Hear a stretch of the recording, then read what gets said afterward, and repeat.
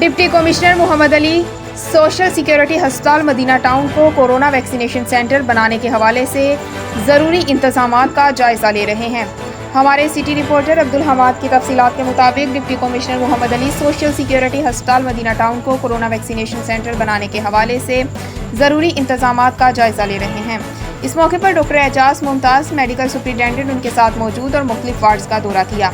Deputy commissioner Mohammad Ali का कहना था, फैसलाबाद में कोरोना वायरस के मरीजों की तादाद कम हो गई है। ईद से पहले 35% शरह थी, जो कि अवाम के ताउन से 10% रह गई है। अगर अवाम मजीद एहतियात करे और मास्क का इस्तेमाल यकीनी बनाए तो कोरोना वायरस का खात्मा मुमकिन बनाया जा सकेगा।